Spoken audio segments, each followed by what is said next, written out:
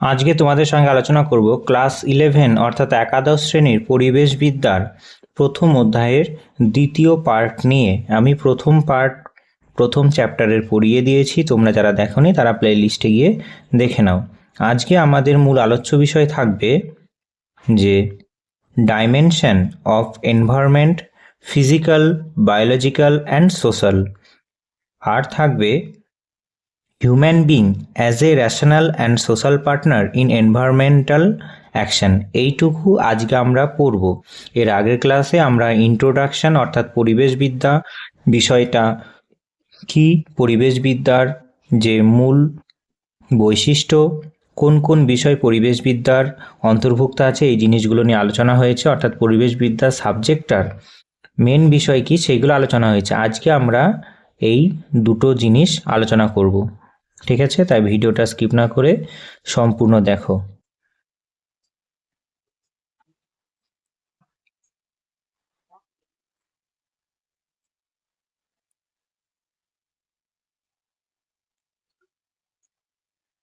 আর তোমাদের বলে রাখি যে আমি কমেন্ট বক্সে হোয়াটসঅ্যাপ চ্যানেলের লিংক দিয়ে দেবো, তোমরা সেই চ্যানেলে জয়েন হয়ে যেও পরবর্তীকালের প্রত্যেকটা ক্লাস পাওয়ার জন্য।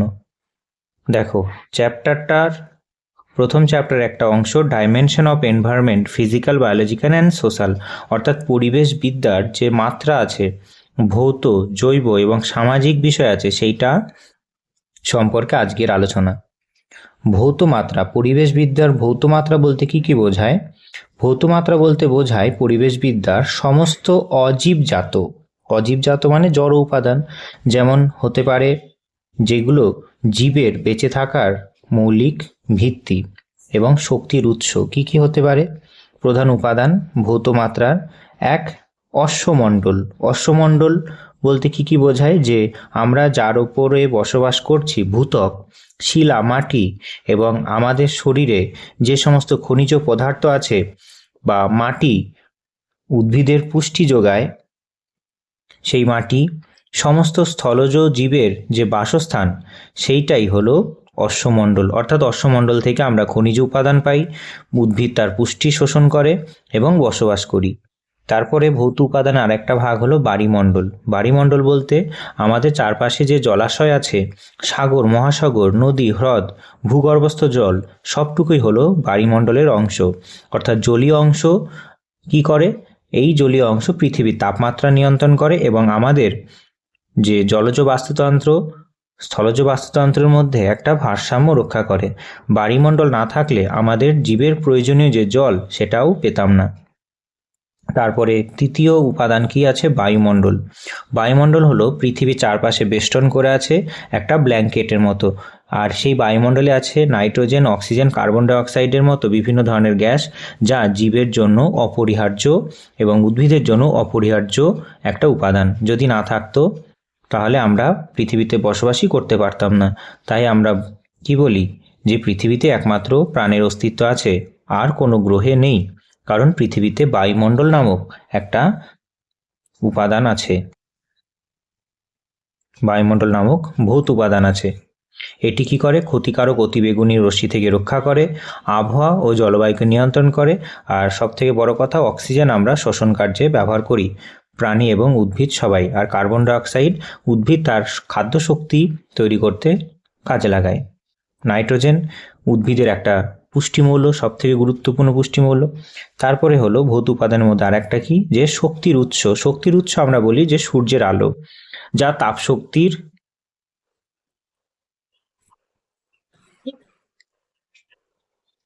তাপশক্তির মূল উৎস, যা সমগ্র জীবজগতের চালিকা শক্তি। কারণ এই সূর্যলোকের সাহায্যেই একমাত্র উদ্ভিদ খাবার তৈরি করে, আর সেই খাবারটাই অর্থাৎ খাদ্য শক্তিটাই আমাদের শরীরে খাদ্য শৃঙ্খলের মাধ্যমে পৌঁছায়। তাই শক্তির উৎস সূর্য, এইগুলো সবকটাই হলো ভৌত উপাদান। একটা অশ্বমণ্ডল, 2 নম্বর বায়ুমণ্ডল, 3 নম্বর বায়ুমণ্ডল, আর 4 নম্বর হলো শক্তির উৎস সূর্য। এই সবকটাই হলো ভৌত উপাদান, ঠিক আছে? পরিবেশের ভৌত উপাদান। এরপরে আমরা দেখব যে জৈব মাত্রা বা জৈব উপাদান কি কি আছে। পরিবেশের সমস্ত যেগুলোর জীব আছে বা সজীব উপাদান আছে, তারাই হলো জৈব উপাদান। ঠিক আছে, এই জৈব উপাদানকে কোথায় থাকে? বায়োস্ফিয়ারে থাকে। অর্থাৎ জৈব উপাদান যে যে জায়গায় পাওয়া যায়, পৃথিবীর যে যে জায়গায় পাওয়া যায় সেটাকে বলা হয় জৈব মণ্ডল। ভৌত পরিবেশের উপর ভিত্তি করেই কিন্তু এই জৈব মাত্রার বিকাশ লাভ করে।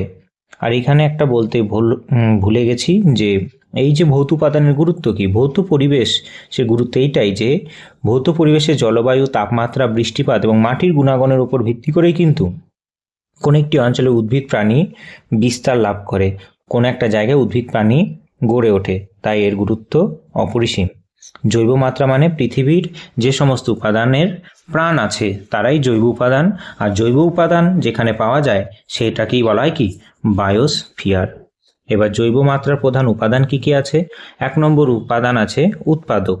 উৎপাদক আমরা জানি যে সবুজ উদ্ভিদ যারা নিজের শক্তি তৈরি করে সৌরশক্তিকে ব্যবহার করে ক্লোরোফিলের সাহায্যে সালোক সংশ্লেষ প্রক্রিয়া, তাদেরকে বলা হয় উৎপাদক। আর যারা উৎপাদককে খাদক হিসাবে ব্যবহার করে, খাদ্যের জন্য ব্যবহার করে, তাদেরকেই বলা হয় কি? খাদক। যারা খাদ্যের জন্য প্রত্যক্ষ বা পরোক্ষভাবে উদ্ভিদের ওপর নির্ভরশীল, যেমন তৃণভোজী, মাংসাশী এবং সর্বভুক প্রাণী, এদেরকে আমরা কি বলি? খাদক বলি। এরপরে 3 নম্বর আছে বিয়োজক। বিয়োজক বলতে কি বোঝায়? যে ব্যাকটেরিয়া, ছত্রাক ইত্যাদি অণুজীবী যারা মৃত উদ্ভিদ ও প্রাণীর দেহাবশেষ পচিয়ে মাটিতে ফিরিয়ে দেয়, মাটির পুষ্টি উপাদানকে আবার ফিরিয়ে দেয় এবং পুষ্টি চক্র বা উপাদান চক্র সচল রাখে, তাদেরকে বলা হয় বিয়োজক। ঠিক আছে, এর গুরুত্ব কি? এই মাত্রা বিভিন্ন উপাদানের মধ্যে একটা খাদ্য শৃঙ্খল এবং খাদ্যজাল গড়ে তোলে। এই কারা? জৈব মাত্রা। তাই আমরা বলতে পারি বাস্তুতন্ত্রের ভারসাম্য রক্ষা করতে গেলে এই জৈব উপাদান ভীষণ রকমভাবে জরুরি। এরপরে আমরা দেখব সামাজিক উপাদান। সামাজিক উপাদান বলতে এখানে বোঝায় মানুষ। মানুষ তার যে নিজস্ব বুদ্ধি, শ্রম, প্রযুক্তি, সেগুলোকেই বলা হয় সামাজিক মাত্রা। ঠিক আছে, তার দ্বারা বুদ্ধি, শ্রম, প্রযুক্তি দ্বারাই মানুষ পরিবেশকে ব্যবহার করে, বোঝা গেছে? আর পরিবেশকে তার নিজের মতো করে গড়ে তুলেছে। তাই এটাকে বলা হয় কি? সম্পূর্ণ মানব কেন্দ্রিক, অর্থাৎ মানুষ দ্বারাই আবর্তিত হয়। আর মানুষ পরিবেশকে কিভাবে ব্যবহার করছে বুদ্ধি দ্বারা, শ্রম দ্বারা, সেইটাই হলো সামাজিক মাত্রা। প্রধান উপাদান কি কি আছে? প্রধান উপাদান হিসাবে আছে সামাজিক সংগঠন। সামাজিক সংগঠন ও গোষ্ঠীর মধ্যে কি কি পড়ে? পরিবার পড়বে, সমাজ, রীতিনীতি, মূল্যবোধ এবং আইন কানুন যা মানুষের আচরণ নিয়ন্ত্রণ করে। আর সেই আচরণ যেমন হবে পরিবেশের উপরেও প্রভাব তেমনই হবে। ঠিক আছে, 2 নম্বর কি? অর্থনৈতিক কার্যকলাপ। মানুষ কি কি ধরনের কাজ করছে? কোনো মানুষ চাষবাস করে, কৃষি কার্য করে, শিল্প করে, ব্যবসা বাণিজ্য করে, সম্পদ আহরণ করে। মানুষ তার প্রয়োজনেই ভৌত পরিবেশ থেকে কি করে? সম্পদ সংগ্রহ করে, আর তা তার নিজের কাজে যে কোনো উপাদানে তৈরি করে। ভৌত পরিবেশ থেকে সম্পদ সংগ্রহ করে এবং তা তার নিজের প্রয়োজনে বিভিন্ন উপাদান তৈরি করে। ঠিক আছে, আর নিজেরা ব্যবহার করে। আর 3 নম্বর কি? রাজনৈতিক ও প্রশাসনিক কাঠামো। পরিবেশ সংক্রান্ত আইন, আন্তর্জাতিক চুক্তি এবং সরকারি নীতিমালা যা পরিবেশের সুরক্ষায় বা রূপান্তরের ভূমিকা নেয়, তাদেরকেই বলা হচ্ছে কি? সেগুলোকে বলা হয় রাজনৈতিক ও প্রশাসনিক কাঠামো।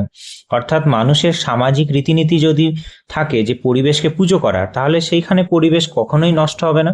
আবার সামাজিক রীতিনীতিতে যদি পরিবেশকে পুজো করার বা পরিবেশকে ভালোবাসার কোনো রকম নিয়ম নীতি না থাকে, তাহলে পরিবেশ যথেচ্ছভাবে ব্যবহার হবে। যেমন আদিবাসী সম্প্রদায়ের মানুষ, তারা গাছপালা, বনভূমি এলাকার পাশাপাশি তারা বসবাস করে, তাই বনকে তারা পুজো করে, বনকে তারা ভালোবাসে। তাই তাদের দৃষ্টিভঙ্গিতে বন তাদের জন্য ভীষণ রকমভাবে একটা উপযোগী বস্তু।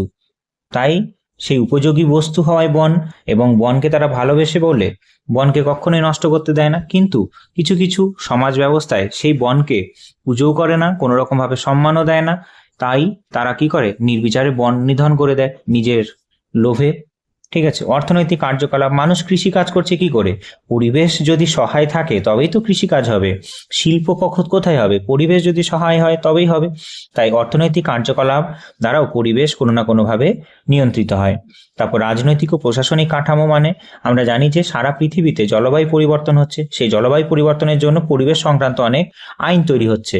তারপর আন্তর্জাতিক চুক্তি হচ্ছে যাতে কার্বন ডাই অক্সাইড আর বেশি করে নিঃসরণ না করা হয়, যাতে পৃথিবীর উষ্ণতা না বাড়ে, সিএফসি যে নির্গমন সেটা যাতে কমানো যায়, এই সংক্রান্ত অনেক আন্তর্জাতিক চুক্তি আছে। যেমন আমরা বলতে পারি মন্ট্রিল প্রোটোকল, কিয়োটো প্রোটোকল, আমরা পড়বো পরের চ্যাপ্টারে আছে কিছুটা এইগুলো, ঠিক আছে। বেশ, এরপরে আছে প্রযুক্তি ও পরিকাঠামো। ঘরবাড়ি, রাস্তাঘাট, বাঁধ, কলকারখানা, এইগুলো সবই প্রযুক্তি ও পরিকাঠামো বোঝায়, ইনফ্রাস্ট্রাকচার বোঝায়। এবার এইগুলো করতে গিয়ে পরিবেশের ওপর কি প্রভাব পড়ছে সেটাও আলোচনা করে, ঠিক আছে। এরপরে গুরুত্ব কি? গুরুত্ব, মানুষের এই সামাজিক অর্থনৈতিক কর্মকাণ্ডের ফলেই বর্তমানে পরিবেশের ওপর সবচেয়ে বেশি প্রভাব পড়ছে, তাই না? মানুষ ঘরবাড়ি তৈরি করার জন্য, বসত বাড়ি তৈরি করার জন্য বন নিধন করছে, রাস্তাঘাট সম্প্রসারণের জন্য বন কাটছে বা গাছপালা কাটছে, তাই না? আবার মানুষের কার্যাবলীর জন্য প্রচুর পরিমাণে যেগুলো জীবাশ্ম জ্বালানির গাড়ি আছে সেগুলো জীবাশ্ম জ্বালানি থেকে কার্বন বেরোচ্ছে। তাই পরিবেশের ওপর প্রভাব পড়ছে মানুষের অর্থনৈতিক ও কার্যাবলী দ্বারা। নগরায়ন হচ্ছে, শিল্পায়ন হচ্ছে, দূষণ বাড়ছে, ঠিক আছে। তাই পরিবেশের ভারসাম্য রক্ষায় সামাজিক সচেতনতা অত্যন্ত জরুরি। অর্থাৎ সামাজিক পরিবেশের মানুষ, অর্থাৎ সামাজিক মাত্রায় যে সমস্ত মানুষ আছে তাদের সবাইকেই বুদ্ধি, শ্রম এবং প্রযুক্তির সাহায্যে পরিবেশকে রক্ষা করতেই হবে, ঠিক আছে। এরপরে মূল কথায় যদি যাই, পরিবেশের এই তিনটি মাত্রা বিচ্ছিন্ন কোনো বিষয় নয় যে আমরা শুধুমাত্র ভৌত পরিবেশকে দেখব, জৈব পরিবেশকে দেখবো না, এরকম নয়। বা অর্থনৈতিক পরিবেশ মানে সামাজিক মাত্রাকে দেখব, ভৌত পরিবেশকে দেখবো না, এরকম নয়। মানুষের যদি পৃথিবীতে টিকে থাকতে হয় তাহলে এই যে তিনটে মাত্রা বললাম, একটা হলো জৈব পরিবেশ মানে জৈব মাত্রা, আর একটা হলো ভৌত মাত্রা, আর একটা হলো সামাজিক মাত্রা। এই তিনটের মধ্যে যদি কোঅর্ডিনেশন বা ঠিকঠাক করে ব্যালেন্স না থাকে তাহলে কিন্তু পরিবেশ দিন দিন নষ্ট হবে। তাই বলছে বরং একে অপরের সাথে ওতপ্রোতভাবে জড়িত। ভৌত পরিবেশের পরিবর্তন হলে জৈব পরিবেশ ক্ষতিগ্রস্ত হবে, আবার মানুষের সামাজিক অর্থনৈতিক সিদ্ধান্ত যা নিচ্ছে সেটার উপরে ভৌত জৈব পরিবেশের ভবিষ্যৎ নির্ভর করে। মানুষের সামাজিক অর্থনৈতিক সিদ্ধান্ত কি হতে পারে? ধরে নাও কোনো একটা বড় বাঁধ তৈরি করবে, বাঁধ নদীর জলকে আটকে দেবে, তাহলে নদীর এক সাইডে জল ভর্তি আর এক সাইডে জল না থাকার কারণে নদীর জলের বাস্তুতন্ত্র নষ্ট হবে। আবার এক সাইডে জল ভর্তি হওয়ার কারণে প্রচুর এলাকা জলমগ্ন হবে। আবার সেই জলমগ্নের জন্য কি হবে? পরিবেশের যে গাছগুলো ছিল সেইগুলো জলের তলায় নষ্ট হয়ে মরে যাবে, ঠিক আছে। তাই পরিবেশকে যদি বাঁচাতে হয় এই তিনটি মাত্রাকে সঠিকভাবে কোঅর্ডিনেশন করতে হবে, ঠিক আছে। বেশ, এরপরে আমরা আরো বিস্তারিত দেখব পরিবেশের তিনটি মাত্রা পারস্পরিক সম্পর্ক। পরিবেশের তিনটি মাত্রা ভৌত, জৈব এবং সামাজিক, কোনোটাই বিচ্ছিন্ন বা স্বাধীন কিছু নয়, প্রত্যেকের ওপরে নির্ভরশীল। এদের নিরবিচ্ছিন্ন আদান প্রদানের মাধ্যমেই কিন্তু সমগ্র পৃথিবীর ভারসাম্য বজায় থাকে। যেমন 1 নম্বরে আছে জৈব মাত্রার উপর ভৌত মাত্রার প্রভাব। কি জৈব মাত্রার উপর ভৌত মাত্রার প্রভাব কি করে হয়? জৈব পরিবেশ সম্পূর্ণভাবে ভৌত পরিবেশের উপর নির্ভরশীল। ভৌত পরিবেশের যেমন জল, মাটি, বাতাস, সূর্যলোক যদি না থাকতো তাহলে পৃথিবীতে কোনো প্রাণের অস্তিত্ব সম্ভব হতো না। উদাহরণস্বরূপ আমরা বলতে পারি কোনো অঞ্চলের জলবায়ু যেমন, মাটি যেমন, তার উপর নির্ভর করে সেখানে কি ধরনের উদ্ভিদ জন্মাবে, কি ধরনের উদ্ভিদকে কেন্দ্র করে প্রাণী জগৎ গড়ে উঠবে, এটা সবটুকুই নির্ভর করে সেই অঞ্চলের জলবায়ু এবং মাটির ওপর। যেখানে প্রচণ্ড বৃষ্টিপাত হয়, যেখানে প্রচণ্ড জলবায়ু উষ্ণ আর্দ্র, সেখানে কি হবে? গাছপালা আলাদা হবে। আবার যেখানে বৃষ্টিপাতের পরিমাণ কম, মরুভূমি টাইপের, উষ্ণতা বেশি, সেখানে এক ধরনের উদ্ভিদ প্রজাতি গড়ে উঠবে। আবার সেই উদ্ভিদ প্রজাতিকে নির্ভর করে কিছু প্রাণী প্রজাতি তৈরি হবে। তাই পৃথিবীর সব জায়গায় জলবায়ু মাটির পার্থক্যের কারণেই, অর্থাৎ ভৌত পরিবেশের পার্থক্যের কারণেই জৈব পরিবেশ কিন্তু আলাদা আলাদাভাবে গড়ে উঠেছে, ঠিক আছে। তাই বলছে কোনো অঞ্চলে জলবায়ু এবং মাটির ওপর নির্ভর করে সেখানে কি ধরনের উদ্ভিদ জন্মাবে এবং সেই উদ্ভিদকে কেন্দ্র করে কি ধরনের প্রাণী জগৎ গড়ে উঠবে সেটা কিন্তু নির্ভর হয়, ঠিক আছে। যেমন মরুভূমির ভৌত পরিবেশে যেমন অতিরিক্ত গরম ও জলের অভাবে সেখানে কি হবে? ক্যাকটাস এবং উটের মতো নির্দিষ্ট জৈব উপাদান সৃষ্টি করেছে। উট প্রচণ্ড পরিমাণে জল না খেয়ে অনেকটা সময় থাকতে পারে, একদিন জল খাওয়ালে অনেক দিন সে জল না খাওয়ালেও হয়। তাই উট সাধারণভাবে মরুভূমির কাছাকাছি দেখা যায়। ক্যাকটাস সে নিজের যে শেকড় সেটা অনেকটা গভীরে প্রবেশ করে জল সংগ্রহের জন্য, আবার নিজের শরীরে জলকে সঞ্চয় করে রেখে দেয়। পাতা হয়ে গেছে কাঁটা, পাতা কাঁটায় রূপান্তরিত হয়েছে বাষ্পমোচন কমানোর জন্য, কারণ জলের অভাব। আবার সুন্দরবনে যেহেতু লবণাক্ত পরিবেশ, সেখানে মাটি লবণাক্ত, জল লবণাক্ত, তাহলে সেখানকার যে সুন্দরী গাছগুলো তাদের শ্বাসমূল আছে, ঠেসমূল আছে, ঠিক আছে। তাই বলা যায় যে জৈব মাত্রা কি হবে সেটা নির্ভর করে ভৌত মাত্রার উপর। এরপরে 2 নম্বর, ভৌত মাত্রার উপর জৈব মাত্রার প্রভাব। অর্থাৎ জৈব পরিবেশ কিন্তু ভৌত পরিবেশকে নানাভাবে প্রভাবিত করে। আমরা একটু আগে দেখলাম যে ভৌত পরিবেশ কিভাবে জৈব পরিবেশকে নিয়ন্ত্রণ করছে। এবার আমরা দেখব যে জৈব মাত্রা কিভাবে ভৌত পরিবেশকে নিয়ন্ত্রণ করছে।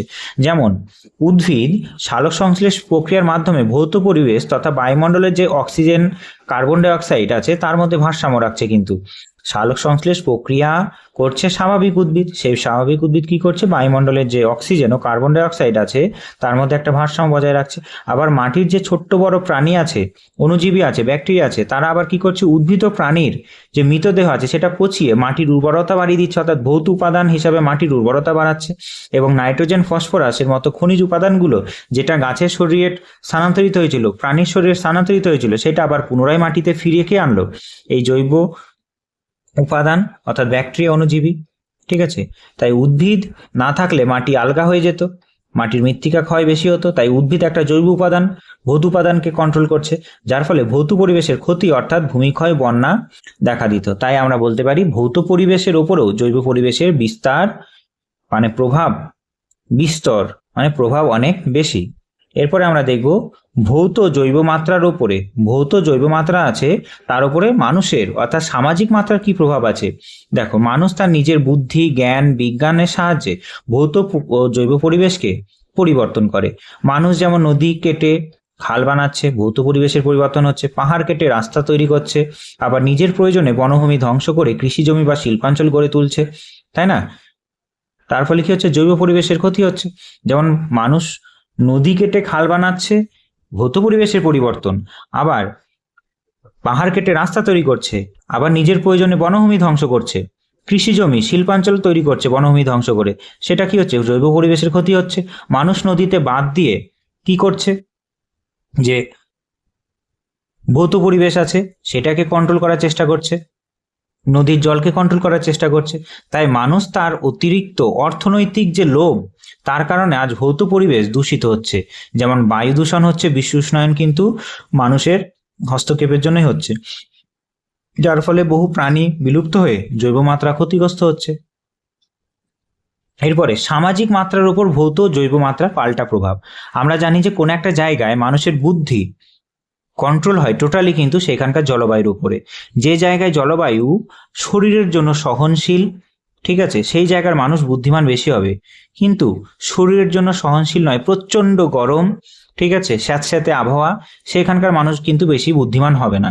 আবার গায়ের চামড়ার রঙও নিয়ন্ত্রিত হয়, যেখানে প্রচণ্ড বেশি উষ্ণতা সেখানকার গায়ের চামড়া কালো হয়, যেখানকার ঠান্ডা জলবায়ু সেখানকার গায়ের চামড়া ফর্সা হয়।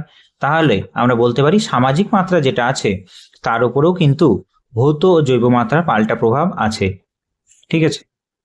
যেমন মানুষ প্রাকৃতিক পরিবেশকে পরিবর্তন করে, প্রকৃতি যখন পাল্টা আঘাত আনে তখন কিন্তু মানুষের সামাজিক অর্থনৈতিক পরিকাঠামো ভেঙে যায়। এইটা হলো প্রকৃতির ধাক্কা। যেমন বন্যা, খরা, আমফানের মতো প্রাকৃতিক বিপর্যয় আসছে, ভৌত পরিবর্তন যেটা হলো তখন কিন্তু মানুষের ঘরবাড়ি ধ্বংস হয়, চাষবাস, ব্যবসা বাণিজ্যের ক্ষতি হয়, সামাজিক জীবন বিপর্যস্ত হয়ে পড়ে। আবার কোভিডের সময় অতি মহামারী যখন হয়েছিল, জৈব বিপর্যয় মানুষের সামাজিক দূরত্বের নিয়ম অর্থনীতিকে সম্পূর্ণ বদলে দিয়েছিল। এইটা তো একদিক। তারপরে মানুষ কেমন হবে, বুদ্ধিমান হবে না গায়ের চামড়া ফর্সা হবে, কালো হবে, সেটাও কিন্তু ভৌত পরিবেশের উপরে নির্ভর করে। সংক্ষেপে কি বলা যায়? সংক্ষেপে বলা যায় ভৌত মাত্রা হলো জীবকুলের বেঁচে থাকার ভিত্তিভূমি, ঠিক আছে। ভৌত মাত্রা হলো জীবকুলের বেঁচে থাকার ভিত্তিভূমি, আর জৈব মাত্রা হলো সেই ভিত্তির ওপর গড়ে ওঠা জীবন প্রবাহ, আর সামাজিক মাত্রা হলো মানুষের তৈরি নিয়ন্ত্রণ ব্যবস্থা। লাইনটা ভীষণ গুরুত্বপূর্ণ, যে ভৌত মাত্রা হলো জীবকুলের বেঁচে থাকার ভিত্তিভূমি, যেখানে জীবকুল বেঁচে থাকে, আবার জৈব মাত্রা হলো সেই ভিত্তির ওপর গড়ে ওঠা জীবন প্রবাহ, আর সামাজিক মাত্রা হলো মানুষের তৈরি নিয়ন্ত্রণ ব্যবস্থা। এই তিনটির মাত্রার মধ্যেই যখন কোনো একটি অতি ব্যবহার বা ক্ষতি হয়, তখনই কিন্তু সামগ্রিকভাবে পরিবেশের ভারসাম্য বিঘ্নিত হয়। সেই কারণে বর্তমান যুগে আমরা জানি সুস্থায়ী উন্নয়ন বা সাস্টেনেবল ডেভেলপমেন্টের কথা বলা হচ্ছে। অর্থাৎ সাস্টেনেবল ডেভেলপমেন্ট বলতে বোঝায় যে আমরা কাজগুলো, আমাদের অর্থনৈতিক কাজগুলো এমনভাবে করব যাতে পরিবেশের ক্ষতি কম হয়, আর ভবিষ্যতে প্রজন্ম যারা আসে তারা যাতে কোনো রকম সমস্যার সম্মুখীন না হয়। আমরা যে জিনিসটা উপভোগ করতে পারছি তেমন করেই যাতে ভবিষ্যৎ প্রজন্ম যারা আসবে তারাও সমানভাবে উপভোগ করতে পারে। যেমন কয়লার ব্যবহার আমরা যেমন করছি, এমনভাবে করব যাতে কয়লা সম্পূর্ণরূপে শেষ না হয়ে যায়। জল এমনভাবে ব্যবহার করব যাতে দূষিত জল বেড়ে না যায়, বিশুদ্ধ জল যাতে পৃথিবীতে থাকে, যাতে ভবিষ্যতের আর সমস্যা না হয়, ভবিষ্যৎ প্রজন্মদের সমস্যার মুখে পড়তে না হয়। তাই বলছে যে সুস্থায়ী উন্নয়ন করতে হবে, যেখানে মানুষ তার সামাজিক অর্থনৈতিক উন্নতি এমনভাবে করবে যাতে ভৌত ও জৈব পরিবেশে কোনো ক্ষতি না হয়। এরপরে আমরা দেখব যে human being as a rational and social partner in environment action. যুক্তিবাদী সহযোগী হিসাবে মানুষ, অর্থাৎ মানুষ যুক্তিবাদী, ধরে নেওয়া হচ্ছে মানুষ যুক্তিবাদী। তাহলে মানুষ যদি যুক্তিবাদী হয়, তাহলে মানুষ তার যুক্তি বুদ্ধি, ঠিক আছে, একদিকে আমরা দেখব যুক্তিবাদী সহযোগী হিসাবে মানুষ, ঠিক আছে, আর একটা দেখব সামাজিক সহযোগী হিসাবে মানুষ, আর একটা দেখব, ঠিক আছে, যে পরিবেশের কাজে মানুষের দ্বৈত ভূমিকা, একটা ধ্বংসাত্মক ভূমিকা আর একটা সৃজনশীল বা রক্ষাকর্তা ভূমিকা। ঠিক আছে, তাহলে এইটুকু দেখব আমরা। বোঝা গেছে যে যুক্তিবাদী সহযোগী হিসাবে মানুষ, human being as a rational partner এইটা, আর social partner environment and action. বেশ, যুক্তিবাদী মানুষ হিসাবে মানুষ মনে করে যে যুক্তিবাদী হিসাবে মানুষ ভীষণ বুদ্ধিমান, মানুষ ভীষণ দূরদর্শী, তাই পরিবেশের উপাদানগুলিকে কেবল মানুষ ব্যবহার করে না, তার ভালো মন্দ বিচার করার ক্ষমতাও রাখে। এইখানে বলা হয় মানুষ যুক্তিবাদী। আর কার্যকরণ সম্পর্ক বোঝে মানুষ, মানুষ একটা পরিবেশের ওপর ক্ষতি করলে তার যে পাল্টা আঘাত হবে সেটা মানুষ বুঝতে পারে। কেমন? যে মানুষ তার যুক্তিবাদী মন দিয়ে বুঝতে পেরেছে যে পরিবেশের ওপর কোনো আঘাত হানলে, যেমন অতিরিক্ত গাছ কাটা, সরাসরি মানুষের অস্তিত্বকে বিপন্ন করবে, যেমন খরা বা ভূমিক্ষয় বাড়বে। এই বোধ থেকে মানুষের পরিবেশ রক্ষার চিন্তাভাবনা শুরু হয়। এইটা যুক্তিবাদী মানুষদের কাজ। তারপর মানুষ কি করবে? প্রযুক্তি ব্যবহার করবে, কিন্তু সঠিক ব্যবহার করবে। যেমন অতীতে মানুষ নির্বিচারে সম্পদ ধ্বংস করলে বর্তমানে বুদ্ধি প্রয়োগ করে পরিবেশ বান্ধব সবুজ প্রযুক্তি ব্যবহার করছে। যেমন কয়লা বা খনিজ তেলের ব্যবহার কমিয়ে সৌরশক্তি, বায়ুশক্তি, ই ভেহিকেল ব্যবহার করছে, অর্থাৎ ইলেকট্রনিক ভেহিকেল বা ব্যাটারি চালিত যে গাড়ি আছে। তাহলে মানুষ যুক্তিবাদী বলেই তো এরকম ভাবতে পারছে একদিকে। তারপর বলছে বিকল্প সম্পদের সন্ধান। মানুষ যুক্তিবাদী বলেই যুক্তি ও বিজ্ঞানের উপর ভিত্তি করে মানুষ ফুরিয়ে যাওয়া যে সম্পদ তার বিকল্প তৈরি করছে। যেমন কাঠের ব্যবহার কমাতে প্লাস্টিক বা রিসাইকেল উপাদানের আসবাবপত্র তৈরি করছে, রাসায়নিক সারের পরিবর্তে জৈব সার প্রস্তুত করছে। ঠিক আছে, বিকল্প সম্পদের সন্ধান করছে মানুষ। কেন? কারণ মানুষ যুক্তিবাদী, এটাই ধরে নেওয়া হচ্ছে। তারপর পরিবেশগতভাবে নিয়ন্ত্রণ। মানুষ যুক্তি দিয়ে বিচার করছে পরিবেশকে ক্ষতি না করে কিভাবে আরো উন্নত সমাজ ব্যবস্থা গড়ে তোলা যায়, উন্নয়ন করা যায়। মানুষ তার যুক্তি বুদ্ধি দিয়ে সেই সাস্টেনেবল ডেভেলপমেন্টের রূপরেখা তৈরি করেছে, যাতে ভবিষ্যৎ প্রজন্ম আর সমস্যায় না পড়ে। আমরা এমনভাবে সম্পদ ব্যবহার করব। তারপরে আছে সামাজিক সহযোগী মানুষ। সামাজিক সহযোগী মানুষ একটা যুক্তিবাদী হয়ে গেল। এরপরে সামাজিক সহযোগী থেকে কি বলছে? মানুষ একটি সামাজিক জীব, আমরা জানি। এককভাবে মানুষের পক্ষে পরিবেশে বড় পরিবর্তন করা সম্ভব নয়, কিন্তু সমাজের শক্তি, যে নিয়মানুবর্তিতা আছে, সম্মিলিত প্রচেষ্টার মাধ্যমে কিন্তু পরিবেশ আন্দোলনে বড় ভূমিকা নিতে পারে। ঠিক আছে, সামাজিক সহযোগী মানুষ। পরিবেশ আন্দোলন ও জনসচেতনতা। সমাজের মানুষ যখন একসাথে কোনো পরিবেশগত অন্যায়ের বিরুদ্ধে রুখে দাঁড়ায় তখন তা বড় পরিবর্তন আনে। ভারতের ইতিহাসে আমরা দেখেছি যে চিপকো আন্দোলন, নর্মদা বাঁচাও আন্দোলন এর বড় উদাহরণ, যেখানে সামাজিক সহযোগিতার মাধ্যমে পরিবেশ রক্ষা করা হয়েছিল। অর্থাৎ সমাজের সকল স্তরের মানুষ একত্রিত হয়ে বুঝতে পেরেছিল যে না, পরিবেশ ক্ষতি হলে আমাদেরই ক্ষতি, তাই একত্রিত হয়ে হাতে হাত মিলিয়ে পরিবেশ রক্ষার আন্দোলনে ঝাঁপিয়ে পড়ে, এবং ঝাঁপিয়ে পড়েও ছিল চিপকো আন্দোলন এবং নর্মদা বাঁচাও আন্দোলন। এরপরে বলেছে পরিবেশ আইন ও নীতি নির্ধারণ। সমাজ পরিচালনার জন্য, পরিবেশকে রক্ষা করার জন্য মানুষ প্রচুর পরিমাণে আইন তৈরি করে, নীতি নির্ধারণ করে। যেমন ভারতে বন্যপ্রাণী সংরক্ষণ আইন চালু আছে 1972 খ্রিস্টাব্দে, পরিবেশ সংরক্ষণ আইন চালু আছে 1986 সালে, জীববৈচিত্র্য সংরক্ষণ আইন চালু হয়েছে 2002 সালে। ঠিক আছে, জীববৈচিত্র্য সংরক্ষণ আইন সমগ্র পৃথিবীর জীববৈচিত্র্যকে রক্ষা করার জন্য তো প্রচার করবে, তার সঙ্গে সঙ্গে ভারতে যে জীববৈচিত্র্য আছে সেটাকে রক্ষা করতে হবে, সেই নিয়ে আইন এসেছিল 2002 সালে। কেন এসছে? মানুষ সামাজিক জীব, সামাজিকভাবে কোনো জিনিস গড়ে তুলতে চায়। ঠিক আছে, তারপর আছে প্রাতিষ্ঠানিক উদ্যোগ। বিভিন্ন সামাজিক ক্লাব, স্বেচ্ছাসেবী সংস্থা, আন্তর্জাতিক সংস্থা যেমন গ্রিন পিস, WWF এর ফুল ফর্ম হলো কি, যে ওয়ার্ল্ড ওয়াইল্ড লাইফ ফান্ড, সমাজকে সাথে নিয়ে বৃক্ষরোপণ উৎসব, জলাশয় পরিষ্কার, প্লাস্টিক বর্জনের মতো পরিবেশগত কাজ বা এনভায়রনমেন্টাল অ্যাকশন পরিচালনা করছে কারা? এনজিও এবং ক্লাবরা।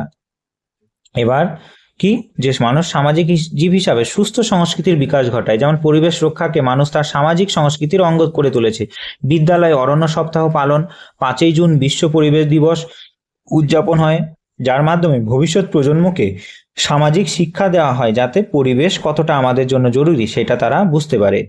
এরপরে আমরা দেখব যে পরিবেশের কাজে মানুষের দ্বৈত ভূমিকা। আমরা তো এখানে দেখলাম যে পরিবেশকে মানুষ খুব ভালোবাসে, পরিবেশকে রক্ষা করতে চায় ভীষণভাবে, পরিবেশকে ক্ষতি না করে যা কিছু করতে হবে এরকম চিন্তা করে, পরিবেশকে কখনো ক্ষতি করা যাবে না।